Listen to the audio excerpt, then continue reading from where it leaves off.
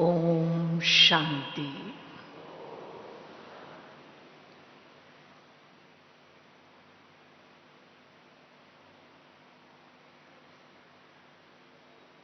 दिव्य बुद्धि दाता,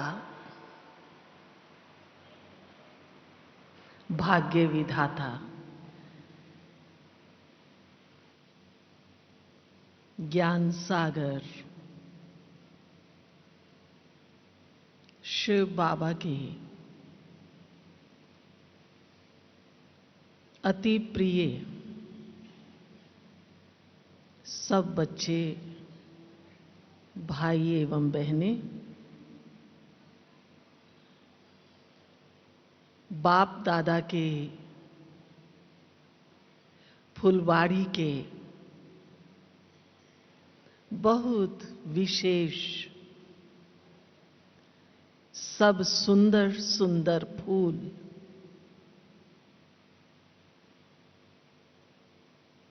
बाबा के सब अनन्य रतन, ब्रह्मा मुख वंशावली, ब्रह्मा कुमार कुमारियां, शिव बाबा के रुद्र ज्ञान यज्ञ के रक्षक, ब्राह्मण कुलभूषण, बाबा के बच्चों को बाबा के घर में आने की बहुत बहुत बधाइयां। केवल बाबा के घर में आना ही नहीं है, लेकिन इस सीजन का फर्स्ट टर्न, उस फर्स्ट टर्न में हम आत्माओं को ये विशेष सेवा का चांस, मिलने का चांस, तपस्या का चांस, आगे बढ़ने का चांस, उड़ने का चांस मिला है। इसलिए आप सब विशेष बाबा के बच्चों को विशेष विशेष बहुत बहुत बधाइयां, शुभकामनाएं। समय बड़ा विशेष है। दुनिया के हिसाब से श्राद्धों के दिन समाप्त हो रहे हैं और कौन से दिन शुरू होंगे? नवरात्रि शुरू होंगे। श्राद्ध माना, श्राद्ध माना। कई बार सोचते हैं जो मर गए, जो चले गए, हाँ, उनके लिए ब्राह्मणों को बस थोड़ा बहुत खिला पिला देते हैं। हम बाबा के बनने के बाद भी बहुत से भाई बहन कहते हैं, बहन जी घरों में तो ये सब करना ही पड़ता है ना। तो कभी कभी मैं हंसी में पूछती हूं, क्या हम अपने गए हुए बड़े बुजुर्गों का ही श्राद्ध मनाते हैं या हम भी किसी का श्राद्ध खाते हैं? हम भी तो कईयों को छोड़ के आए होंगे ना। पिछले जन्म में छोड़ के आए हो, छोड़ के आए हैं, तो उस दुनिया में कहते हैं हमारे पित्र हैं। लेकिन बाबा हमें क्या कहता है? तुम कौन हो? कौन हो? इष्ट देव और देवियां हो। दुनिया में पितरों के हिसाब से लोग बहुत डरते हैं, हमारे पितर नाराज ना हो जाएं। बाबा ने 84 जन्मों का ज्ञान देकर, 4 युगों का स्पष्ट ज्ञान देकर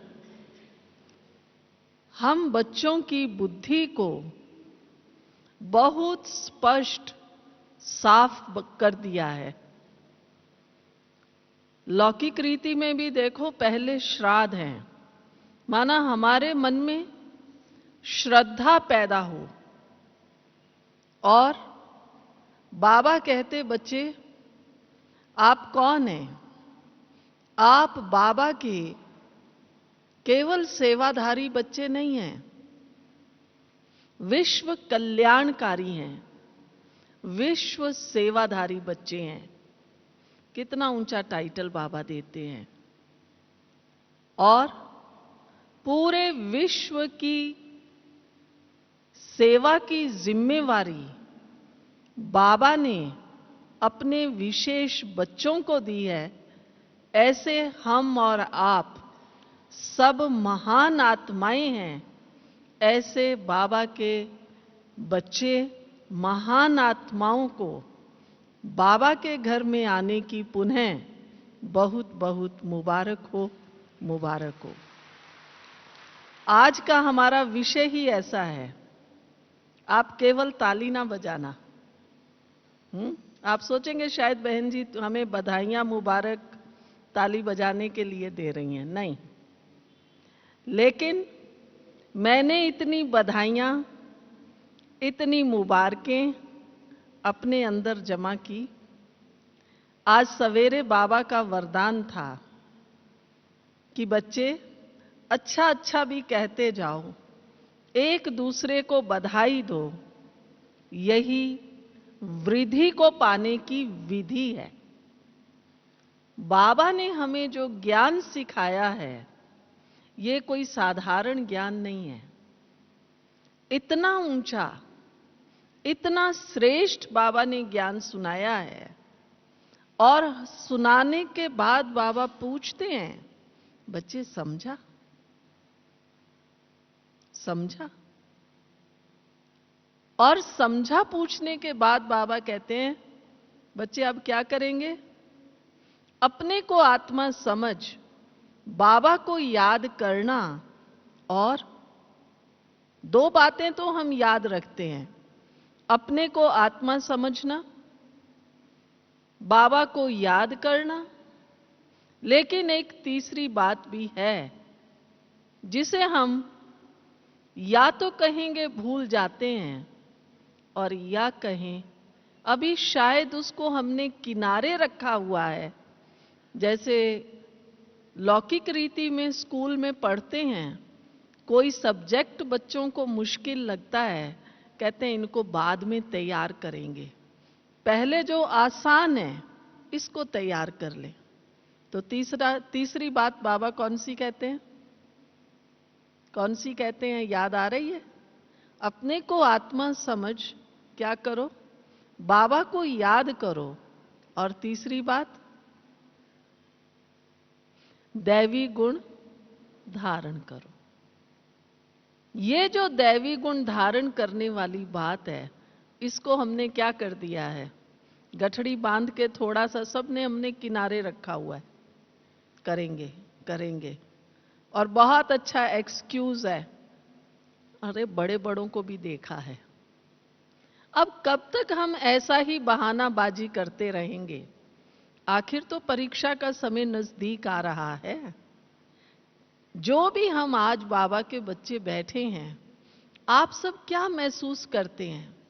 आप दुनिया में रहते हैं, बाहर रहते हैं, वातावरण को देखते हैं, समाज को देखते हैं, परिवार को देखते हैं, लोगों को देखते हैं।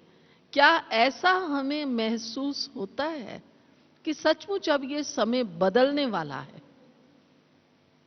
होता है? किस किस को महसूस होता है कि ये समय अब सचमुच बदलने वाला है? कम को महसूस होता है। तो ये महसूस करना तो बहुत जरूरी है, क्योंकि कई बार हम यही कह के छोड़ रहे हैं, दुनिया तो बदलती रहती है, जमाना तो हमारे देखते देखते देखिए जी कितना बदल गया है। जब हम बच्चे होते थे तो कैसे होते थे, आजकल के बच्चे कैसे हैं। तो जमाना तो बदलता ही है, कौन सी बड़ी बात है। लेकिन आज का जमाना जिस तरीके से और जितनी स्पीड से बदल रहा है, या यूं कहें पिछले 10-15 वर्षों में समय जिस रफ्तार से बदला है, शायद पहले कभी नहीं बदला है। और अगर हमें ये महसूस नहीं होता तो हमें ये महसूस करना सबसे पहले जरूरी है। आप कहेंगे क्यों? आज सवेरे भी हमने बाबा की मुरली में सुना, बाप समान बनना है। तो बहुत बार हम सोचते हैं, पूछते हैं, बाप समान, ब्रह्मा बाबा समान कैसे बने? ब्रह्मा बाबा ने क्या अनुभव किया? ब्रह्मा बाबा कैसे बने? तो पहला पहला बाबा का अनुभव याद कीजिए। आपने बहुत बार सुना होगा, बाबा की जीवन कहानी में पढ़ा होगा। बाबा को पहले पहले बनारस में शाम के समय भक्ति करते हुए जो साक्षात्कार हुआ कि अब ये दुनिया क्या होने वाली है? विनाश होने वाली है। चारों तरफ देखो क्या है? मार काट है। चारों तरफ क्या है? आग बरस रही है। तो बाबा ने वो भयानक दृश्य देखा और बाबा को हुआ ये क्या हो रहा है? और उसके बाद बाबा ने जो दूसरा साक्षात्कार किया वो ये था कि अब ऐसी नई स्वर्ग की दुनिया तुम्हें लानी है। सबने ये सुना है? ये सुना है या पढ़ा है? प्लीज हाथ उठाइए। सुना या पढ़ा है? ब्रह्मा बाबा को ये साक्षात्कार हुए। इस साइड में जिनको न मालूम हो तो बाबा की जीवन कहानी लिटरेचर काउंटर से खरीद के एक बार जरूर पढ़िए। 2 हिस्सों में है, आप केवल पहला भाग पढ़ लीजिए तो मालूम पड़ेगा सचमुच ब्रह्मा बाबा का पहला कदम क्या था। बाबा को यही अनुभूति हुई, अब ये समय बदलने वाला है। उस समय शिव बाबा की पहचान चाहे नहीं थी, लेकिन हां कोई अनुभव करा रहा है, कोई कुछ कह रहा है, कोई समझा रहा है। और जैसे ही बाबा को यह अनुभव हुआ कि ये समय बदलने वाला है, बाबा ने 1 सेकंड भी नहीं लगाया और बाबा ने बनारस से ही भागीदार को भी लिख भेजा और लौकिक परिवार में भी कह दिया, पाना था सो पा लिया। हम बाबा के बच्चे ये गीत गा लेते हैं, पाना था सो पा लिया। क्या पाना था? क्या कभी हमने अपने से पूछा है क्या पाना था? या केवल गीत गा देते हैं? बाबा ने कहा है ना, पाना था सो पा लिया। हमने भी पाना था सो पा लिया। क्या पा लिया? बाबा ने तो बहुत कुछ पाया। उसका फाउंडेशन ये है, निश्चय ये है, अब समय बदल रहा है नहीं, ये समय बदलने वाला ही है और तीव्र गति से बदलने वाला है। इसलिए मुझ आत्मा को तीव्र गति से अपना पुरुषार्थ करना है, तब हम पद्मों की कमाई अपने जीवन में कर सकते हैं। अब अगर हम पूछेंगे कौन पद्मा पद्म भाग्यशाली बनना चाहते हैं? पद्म तो मालूम है ना सबको, पद्म किसको कहते हैं? पद्म तो मालूम है ना? पद्म तो मालूम है ना? अगर आप गिनती में देखो कितनी जीरो उसके आगे आएंगी। पद्मा पद्म भाग्यशाली बाबा हमें बनाना चाहते हैं। जब मुझे ये निश्चय है ये समय निश्चित रूप से बदलने वाला है और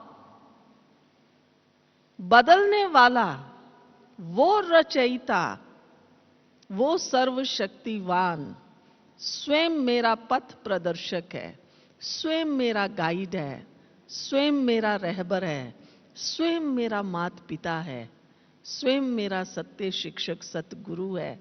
आप सोचिए कितना नशा चढ़ेगा। तो ब्रह्मा बाबा को पहला अनुभव साक्षात्कार में समय बदलने वाला है। दूसरा अनुभव बाबा का, बच्चे तुम ये बनने वाले हो। विष्णु चतुर्भुज का साक्षात्कार हुआ और बाबा को नशा चढ़ गया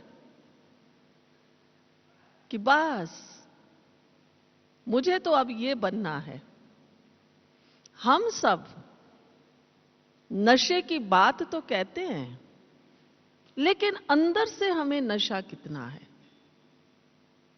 यूं हम किसी से अगर थोड़ा सा परिचय लेंगे कि भाई जी, बहन जी, आप कहां से आए हैं, आप क्या करते हैं, तो हम बहुत नशे से सुनाते हैं। मैं प्रोफेसर हूं, मैं वकील हूं, डॉक्टर हूं, मैं इंडस्ट्रियलिस्ट हूं। वो जो नशा होता है उस समय उस व्यक्ति का, वो आप स्वयं भी अभी अनुभव कर सकते हैं। आप सब ऐसे अलग अलग प्रोफेशन से हैं, चाहे किसी की छोटी सी दुकान भी होगी, लेकिन उसको भी नशा है कि मेरा अपना बिजनेस है, मेरी अपनी दुकान है। बहुत नशे से बताएगा मेरी फलानी जगह फलानी चीज की दुकान है। और फिर अगर उसका बच्चा कहीं अच्छे कॉलेज में उसको एडमिशन मिल गया है, वो इंजीनियर बन रहा है, वो डॉक्टर बन रहा है, कहेंगे बहन जी मेरा एक बेटा है, इंजीनियरिंग कर रहा है, बस फाइनल ईयर है, सीए कर रहा है, बस लास्ट सेमेस्टर है। कितना नशा होता है, जबकि विनाशी दुनिया की कोई भी प्राप्ति अविनाशी नहीं है। इंजीनियर बनने के बाद उसको जॉब मिलेगा या नहीं, सीए बनने के बाद वो क्या करेगा क्या नहीं, अनफॉर्चुनेटली होता भी है। पास करने के बाद हार्ट अटैक हो गया, एक्सीडेंट हो गया, वो पढ़ाई वहीं रह गई। लेकिन इस समय आप देखिए कितना नशा है। मैं फलाना, मेरा बेटा फलाना, और किसी के फादर फोर फादर्स, वो भी कुछ होंगे तो उनको और भी नशा है। मेरे फादर भी ऑफिसर थे, जज थे, डॉक्टर थे, सोशल वर्कर थे। क्या नशा होता है, क्या बातें सुनाते हैं। अब हम जरा अपने मन में पूछें, भाग्य विधाता की मैं संतान, शिव बाबा कौन है? भाग्य विधाता है। केवल शिव बाबा ही नहीं, ब्रह्मा बाबा भी कौन है? कहते हैं ना, ब्रह्मा की कलम से लिखा गया, उसकी लेखनी से लिखा हुआ कोई मिटा नहीं सकता है। तो वो भी भाग्य विधाता, वो भी भाग्य विधाता। हमारा पारलौकिक अलौकिक बाप दोनों भाग्य विधाता हैं। क्या मुझे इतना नशा है?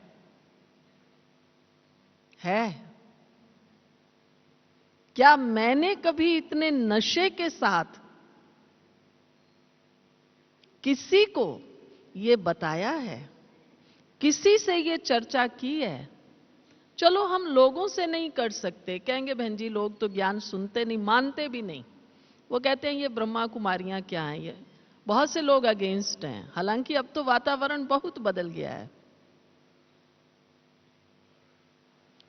क्या अपने इस ब्राह्मण परिवार में भी आज हम मधुबन में आए हुए हैं, क्या हम अब कभी एक दूसरे से मिलकर ये चर्चा करते हैं, मैं आत्मा कितनी भाग्यवान हूं, मुझे बाबा ने क्या बना दिया? सच सच पूछो अपने आप से, हम ये चर्चा आपस में करते हैं?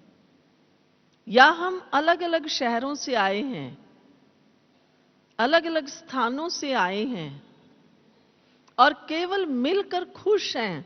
अरे आप भी आए, अरे आप भी आए, बहुत अच्छा लगा, बहुत अच्छा लगा। अच्छा आप कैसे हैं, आपके बच्चे, आपके बहू बेटे, आपका बिजनेस।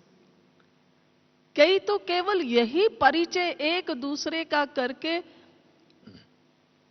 और इस लौकिकता के आधार से अपनी फ्रेंडशिप को केवल बढ़ा के जाते हैं, बना के जाते हैं।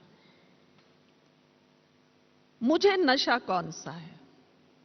आप ब्रह्मा बाबा को देखिए, हमने साकार में बाबा को देखा।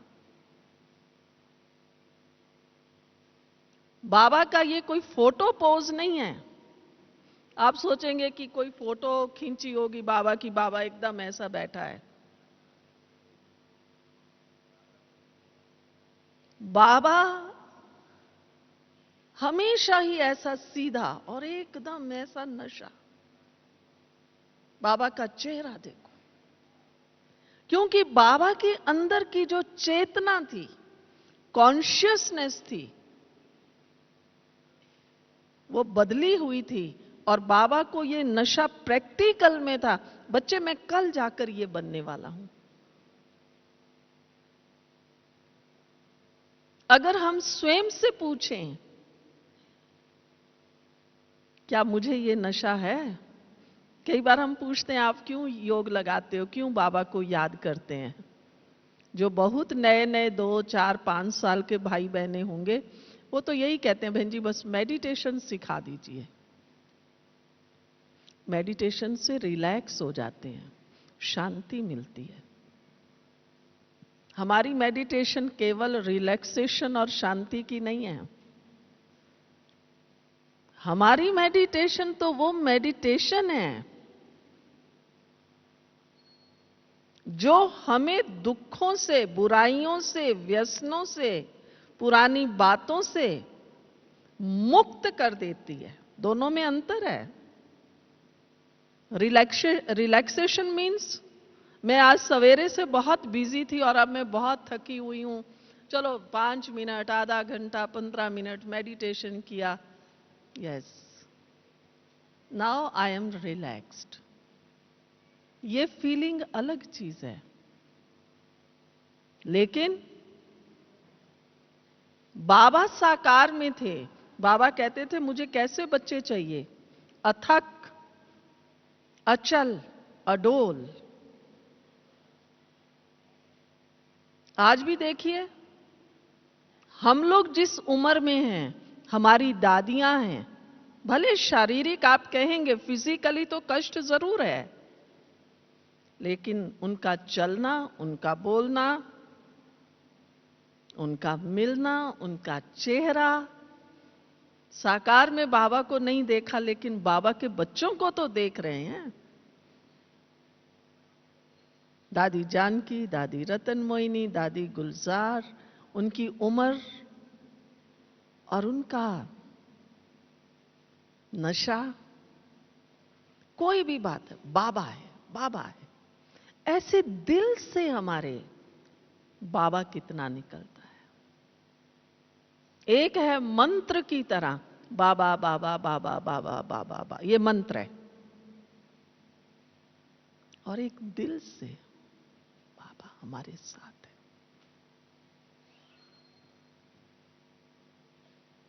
हम लोग यज्ञ सेवा में आए, बड़ी दीदी थी हमारी मनमोहिनी दीदी जी। कई बार कोई बात होती थी, दीदी कहती थी बाबा बैठा है, बाबा बैठा है। हम लोग छोटे थे, आयु के हिसाब से, अनुभव के हिसाब से अंदर अंदर सोचा करते थे ये बाबा बैठा है क्या चीज है? बाबा बैठा है, बाबा तो अव्यक्त हो चुके, बाबा बैठा है।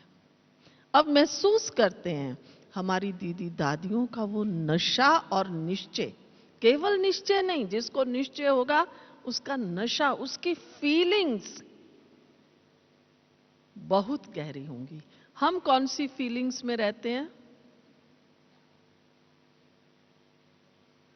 अगर अभी भी हम में से किसी से कोई पूछेगा ना, अच्छा आप बताइए, आप इतने बड़े बिजनेसमैन बने, आप इंजीनियर बने, आप डॉक्टर बने, अच्छा आप कोई साधारण सोशल वर्कर भी हैं, चाहे आप कैसे बने, तो हमारे मुख से जो अनुभव निकलेगा अधिकतर ऐसा निकलता है, बहन जी क्या बताएं, बचपन में तो हमारा बहुत साधारण था, हमने बहुत मेहनत की, बहुत मेहनत की।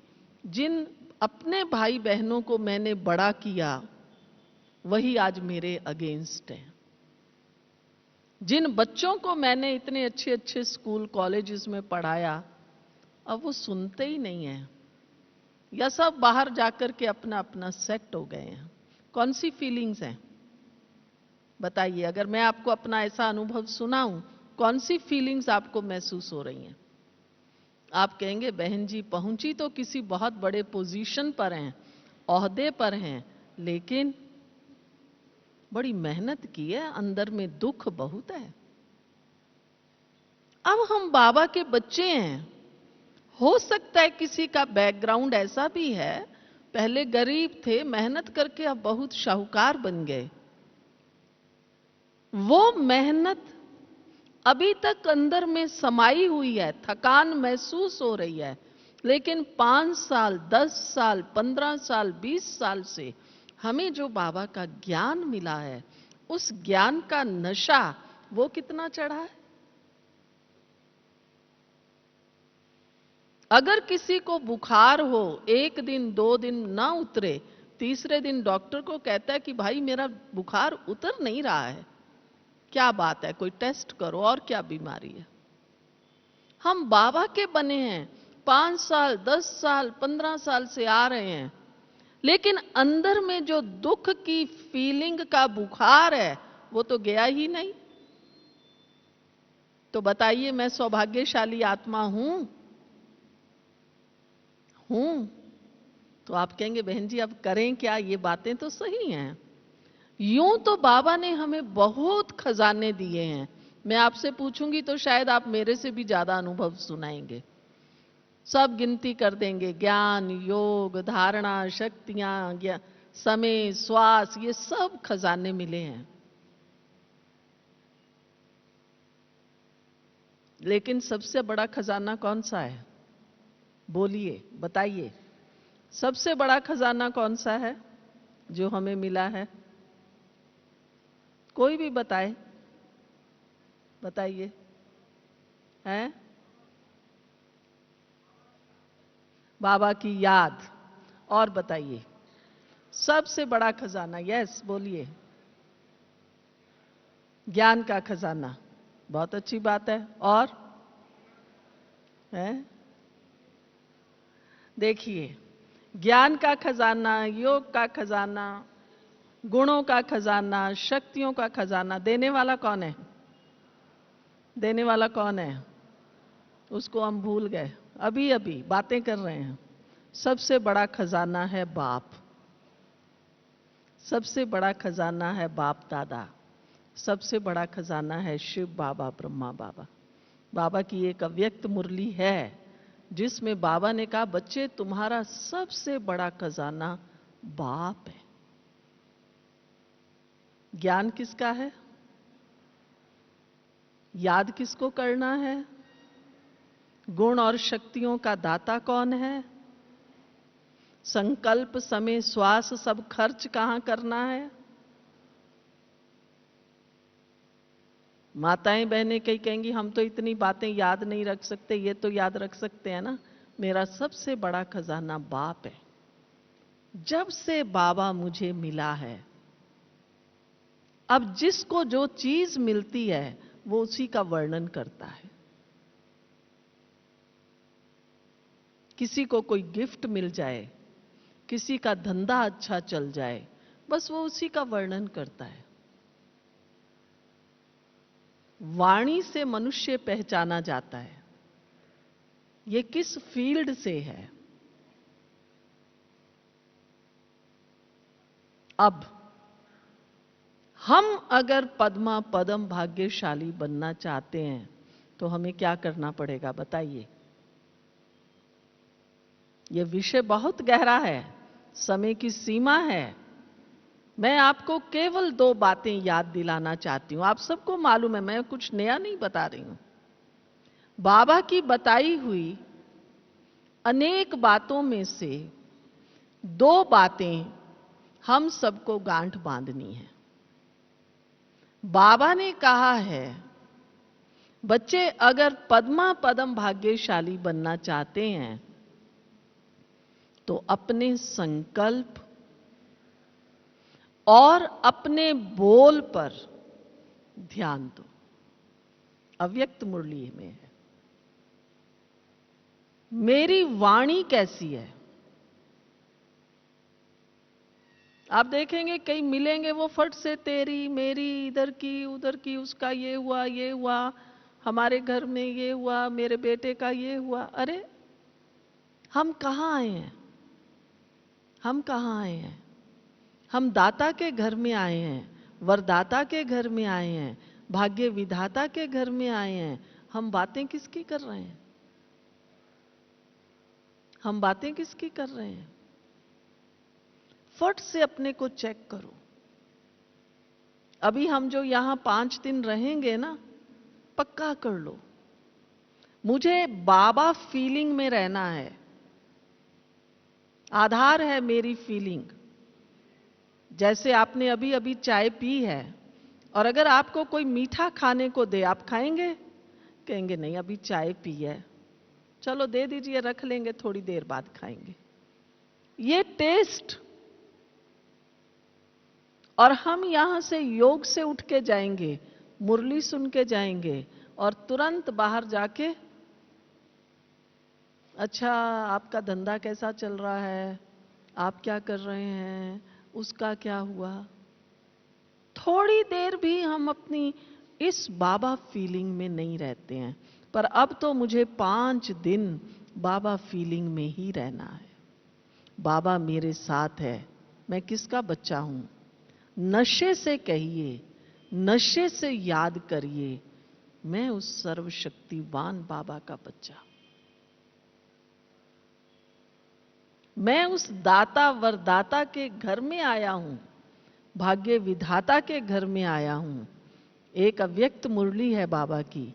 बाबा ने कहा, बच्चे भाग्य की रेखा खींचने की कलम बाबा ने अपने बच्चों के हाथ में दी है।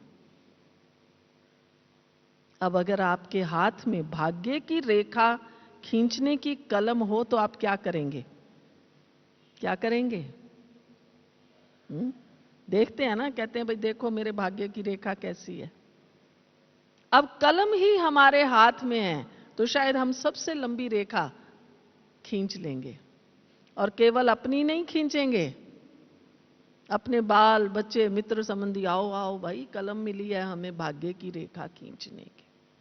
ये 5 दिन में मुझे इतना पद्मा पदम भाग्यशाली बन के जाना है। एक भी बोल, आज सवेरे भी बाबा ने क्या कहा, बच्चों की चमक क्यों कम हो जाती है? क्योंकि नेगेटिव और व्यर्थ 2 में चले जाते हैं। और हम बड़ी आसानी से कहते हैं क्या करें, ये नेगेटिव आ ही जाता है, क्या करें, कुछ ना कुछ व्यर्थ तो अंदर चलता ही है। अच्छा, आपकी दुकान तो कपड़े की है, क्या आप ग्राहक को दवाई दे सकते हैं? आप ज्वेलर हैं, क्या कपड़ा दे सकते हैं? मैं कौन हूं? मैं कौन हूं? मैं विश्व रचयिता, सर्वशक्तिवान की संतान, विश्व कल्याणकारी हूं, विश्व सेवाधारी हूं। अब मैं क्या दूंगी? मैं क्या दूंगी? सेवा करूंगी या व्यर्थ बोलूंगी, व्यर्थ सोचूंगी? हम अपने धंधे को कैसे भूल सकते हैं? और मेरा लक्ष्य, भविष्य में तो देवता बनेंगे, लेकिन वर्तमान में आज भी बाबा ने याद दिलाया, बच्चे फरिश्ता बनना है। मैं फरिश्ता बनने वाली आत्मा हूं। बस 2 ही बातें याद करनी है, फरिश्ता बनने वाला हूं, विश्व सेवाधारी हूं, विश्व कल्याणकारी हूं। तो करेंगे ये अभ्यास। आप जहां बैठे हैं थोड़ा सीधा होके बैठिए, एकदम सीधा, ताकि हम अपनी स्मृति को इतना पक्का कर लें। कॉपी पेन छोड़ दीजिए। 2 मिनट के लिए, 2 मिनट के लिए, लेकिन ऐसी गहरी अनुभूति में हमें जाना है। सचमुच ये जो अनुभूति हो रही है, यही मेरा जीवन है, यही मैं हूं। तो सबसे पहले ये अपने अंदर में पक्का करें, मैं चमकता हुआ दिव्य सितारा मस्तक के बीचों बीच विराजमान हूं। पूरा ध्यान अपना मस्तक में ले आए।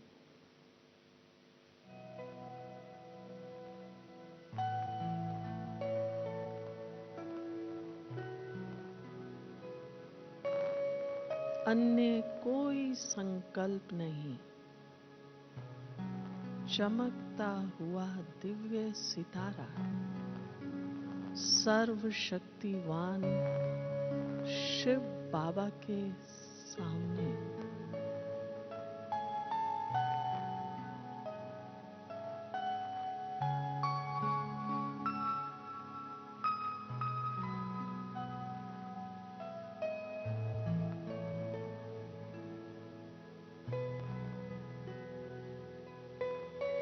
शिव बाबा गुण और शक्तियां देकर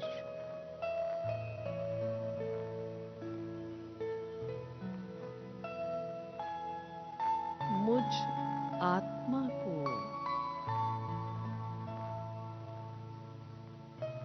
बहुत सुंदर फरिश्ता बना रहे हैं।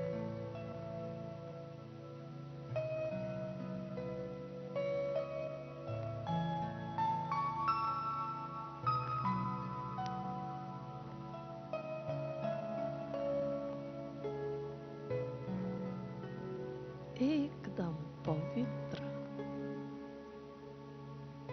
हल्का उड़ने वाला मैं फरिश्ता।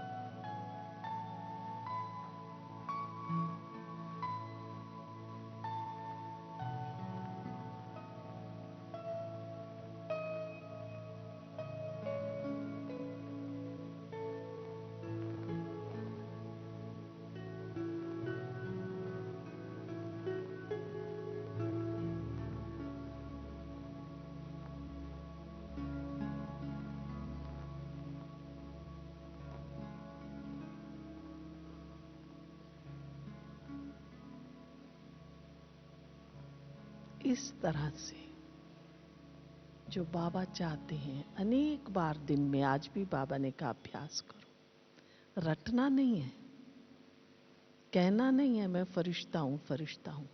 फरिश्ता स्वरूप बन जाना है। कोई इधर उधर की बात आ रही है, मैं फरिश्ता, बात को घूमने दीजिए। हम यहां बैठे हैं, कई आ रहे हैं, कई जा रहे हैं, मक्खी मच्छर उड़ रहा है, हम अपने ध्यान में हैं, अपने में मस्त हैं। अनेक प्रकार की बातें, अनेक प्रकार के संकल्प, नेगेटिविटी, ये सब मक्खी मच्छर खटमल, इनसे मेरा कोई मतलब नहीं है। मैं फरिश्ता हूं। तो मेरा बोल भी कैसा होगा? बातें तो आएंगी, परिवार में रहते हैं, धंधा करते हैं, ऑफिस में जाते हैं। मान लीजिए कोई कह भी देता ये नुकसान हो गया, को अच्छा कोई बात नहीं, हो गया हो गया, कर क्या सकते हैं। हम उसको डांट देते हैं, दो चार गाली निकालते हैं, चमाट लगा देते हैं, चीज तो वापस नहीं आएगी। लेकिन अब दूसरे को दुख को तो छोड़िए, अपने को हम अधिक दुखी करके अपने आप को सजा देते हैं। अपने को पनिश नहीं करना है। हम बाबा के घर में आए हैं, मुझ आत्मा जैसा खुश नसीब कौन। बाबा के समय में जब हम लोग योग में बैठा करते थे तो अपने गीत नहीं होते थे, जो आजकल तो अपने इतने गीत ढेर कंपोज हो गए हैं, बात नहीं पूछिए। लेकिन उन दिनों एक फिल्मी गीत चलता था और वो यही था, तू बड़ा खुश नसीब है, जिसके तू करीब है। तो मैं आत्मा कौन हूं? खुश नसीब आत्मा हूं। केवल बाबा को ऐसे याद नहीं करना है, वो मेरा सत्य पिता है, सत्य शिक्षक है, नहीं। नशा, मैं किसका बच्चा हूं? दादी जानकी हमारी जब भी जहां भी जाती हैं, पूछो मैं कौन, मैं किसकी। कहने का भाव यही है, क्या मुझे नशा चढ़ा? मैं किसकी? मैं शिव बाबा की बच्ची हूं। मैं कितनी सच्ची हूं, साफ हूं, ईमानदार हूं, देने वाली हूं, दाता की बच्ची हूं। निर्णय हमारा अपना है। पद्मा पदम भाग्यशाली बनना चाहते हैं या नहीं बनना चाहते हैं? अगर मुझे पद्मा पदम भाग्यशाली बनना है तो आज से मुझे ये नशा चढ़ा लेना है। मैं सर्वशक्तिवान शिव बाबा का बच्चा हूं और मेरे बोल कौन से हों? आशीर्वाद, दुआओं वाले बोल। अपना साधारण में, ऐसे नहीं, तू सुन रहा है नहीं सुन रहा है, तुझे कुछ समझ में आ रहा है नहीं आ रहा है, नहीं। बाबा कहता है बच्चे तुम्हारा एक एक बोल अमृत हो, महावाक्य हो। लास्ट में समय को देखते हुए, बात तो ये विषय तो बहुत गहरा है। अगर हम पद्मा पदम भाग्यशाली बनना चाहते हैं, हमें सबसे पहला परिवर्तन कहें, कंट्रोल कहें, कौन सा करना है? ये मुख। यही सब बीमारियों की, यही झगड़े की, यही अनेक बातों का कारण है।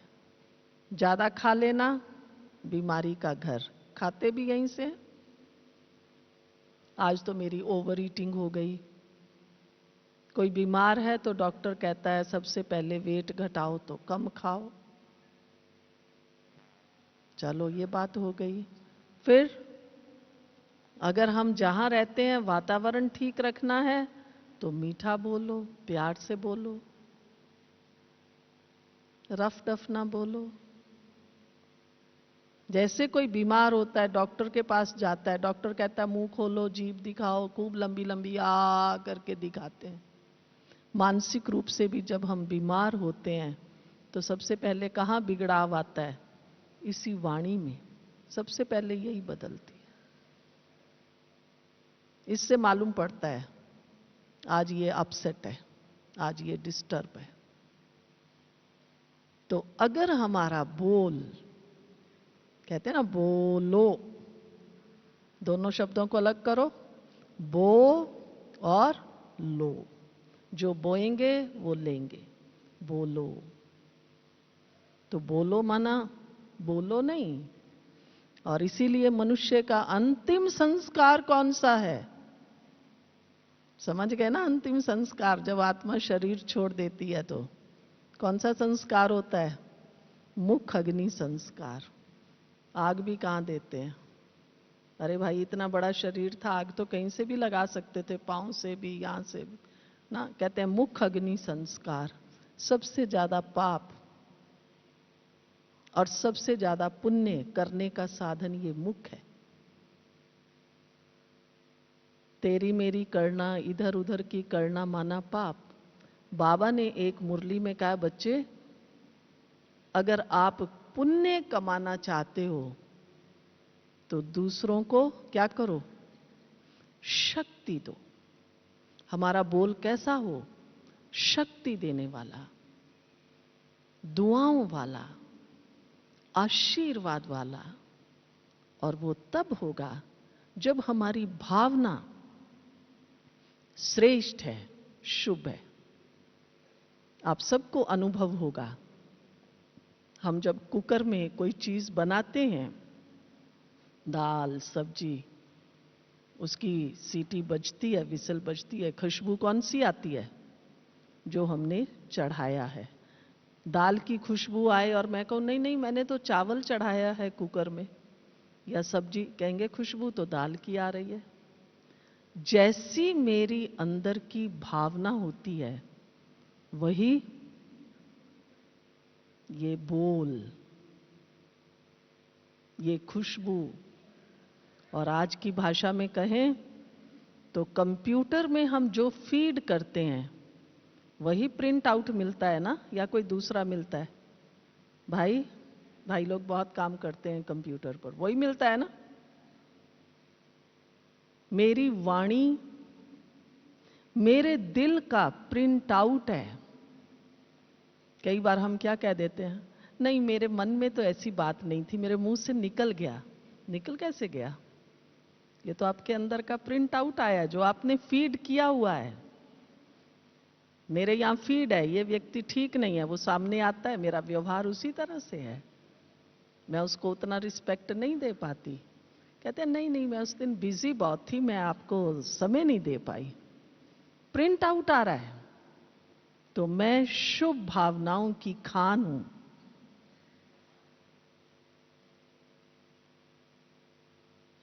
केवल शुभ भावना का प्रयोग नहीं करना कि मैंने 1 घंटा शुभ भावना का दान दिया, बाकी 23 घंटे क्या किया।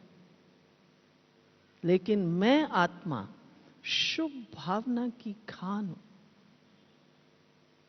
और यही बेहद है। कई बार हम बेहद शब्द सुन के मूंझ जाते हैं। बाबा कहता है बेहद में रहो, बेहद में रहो। बेहद क्या है? मैं भाई हूं, मैं बहन हूं, मैं स्त्री हूं, मैं पुरुष हूं, ये हद है। बेहद क्या है? मुझे अब ये नशा हो, मैं विश्व कल्याणकारी हूं, मैं विश्व सेवाधारी हूं, मैं बाबा का फरिश्ता बच्चा हूं। तो जब हम मधुबन में भी आते हैं तो बहुत बार अपने परिवार के लिए, अपने बच्चों के लिए, अपने नाती पोती के लिए कुछ ना कुछ छोटी सी चीज यहां से खरीद के ले जाते हैं, चाहे लिटरेचर से, चाहे बाहर से। इस बार कोई चीज खरीदें या ना खरीदें, लेकिन हमारे परिवार वाले ये महसूस करें, ये बदल कर आए हैं, ये पद्मा पदम भाग्यशाली बनकर आए हैं। और वह महसूस तब करेंगे जब हमारी वाणी का परिवर्तन होगा। वाणी परिवर्तन सहज है या मुश्किल है? सहज है। जो कहते हैं सहज है वो हाथ उठाओ। वाणी परिवर्तन, अच्छा। और जो कहते हैं मुश्किल है वो हाथ उठाओ। तो भले आप सब ने वाणी परिवर्तन में सहज है हाथ उठाया है, इसलिए आप सबको बधाई हो। लेकिन वाणी परिवर्तन में मैं कठिन तो नहीं कहूंगी, लेकिन अटेंशन की आवश्यकता है। हम उठते ही फट से, यहां से उठेंगे ना, मान लो बहुत देर मैं बैठी थी ना तो मेरी कमर में दर्द हो गया। अरे मैं बैठी थी, मैं फरिश्ता बन के बैठी थी, मुझे तो आज इतना अच्छा अनुभव। ये अनुभव सुनाना है, ये शेयर करना है, ये है मेरा प्रिंट आउट।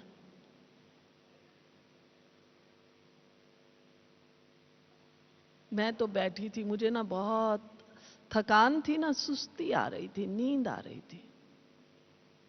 ये कौन सी शेयरिंग है? ये कौन सा प्रिंट आउट है? ये प्रिंट आउट आना चाहिए। मैं थकी हुई तो थी, लेकिन मैंने जैसे ही अपने को फरिश्ता समझा, मैंने जैसे ही बाबा का आह्वान किया, तो क्या हुआ? मेरी थकान मिट गई।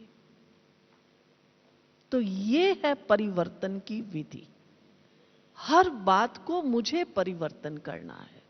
तो बोल का परिवर्तन सहज है। और बाबा ने कहा बोल से आप बहुत पुण्य जमा कर सकते हैं। तो ये तो सहज विधि है। शुभ भावना देने में फिर भी थोड़ा जोर लगाना पड़ता है। बोलते तो हम 24 घंटा हैं। जो बोलना है बस पहले बाबा, वाह। मान लो मुझे ठोकर भी लग गई, मैं गिर भी गई, वाह बाबा, ड्रामा, खड़े हो जाओ। देखो कोई छोटा बच्चा होता है, यंग होता है, उसको क्या, वो फटाफट उठता है, उसको शर्म आती है कोई देख ना ले कि मैं गिर गया। और बेचारा बुढ़ा होगा तो वो मदद ढूंढता है। तो हम बाबा के बच्चे, बाबा ड्रामा 3 बिंदी लगाने के लिए कहा है। तो पद्मा पदम भाग्यशाली बनने की पहली विधि, मेरा बोल बस बाबा बाबा और बाबा और कुछ नहीं। और संकल्प, ज्यादा संकल्प मत चलाइए, क्या करें कैसे करें, मैं फरिश्ता हूं, मैं फरिश्ता हूं, मैं फरिश्ता हूं। खाना बनाना है तो भी मुझ फरिश्ते की सेवा है भोजन बनाना। आज फरिश्ते को जाना है दुकान पर, मुझे शुरू ही यहां से करना है बस। अब साधारण बोल बोलना ही नहीं है। तो ये तो आसान है, ये तो आसान है। तो हम व्यर्थ से, नेगेटिव से मुक्त हो जाएंगे। माताएं हो जाएंगे ना मुक्त। ऐसे नहीं घर में बच्चा लेट आया तो एकदम अरे तुम लेट क्यों आए, ऐसा क्यों किया, डांटना शुरू कर। को लेट आए कोई बात नहीं, अच्छा है आ तो गया ना। तो आप भी खुश, बच्चा भी खुश। नहीं तो बच्चा क्या कहता, मां को तो आदत है हमेशा ऐसा बोलने की, चलो कोई बात नहीं, वो भी सुन के इधर से उधर कर देता है। वेलकम करना हम सीखें। लेट आया आ तो गया, तो मेरा क्या बन गया, पुण्य बन गया। उस आत्मा को परिवर्तन का संकल्प जरूर आएगा। आप 100 बार उसको कहना, माना 100 दिन माना 3 महीने से भी ज्यादा, अगर वो लेट आता रहेगा तो भी आप कहना, अच्छा तू आ तो गया ना, बहुत अच्छा है, तू आ तो गया ना, खाना खा ले। देखो वो बदलता है या नहीं बदलता। ये जादू की एक हमने आपको टिप दी है, आप करके देखना। तो आज से हम पक्का करें, क्या करेंगे, क्या करेंगे, केवल मीठा नहीं, ज्ञान युक्त, ज्ञानवान बोल बोलेंगे, खुश रहेंगे और सबसे खुशी बांटेंगे। 1 सेकंड के लिए भी अपने अंदर उदासी नहीं आने देना। उदासी माना मेरे भाग्य में कहीं कुछ कमी हो रही है। तो आप बाबा के बच्चे, पद्मा पदम भाग्यशाली बच्चे, दाता वरदाता भाग्य विधाता के घर में आए हुए बाबा के भाग्यवान बच्चों को पुनः यही शुभ भावनाएं। आगे नवरात्रे हैं, दीपावली है, आप सब पद्मा पदम भाग्यवान बने, इन्हीं शुभ भावनाओं के साथ। धन्यवाद। ओम शांति।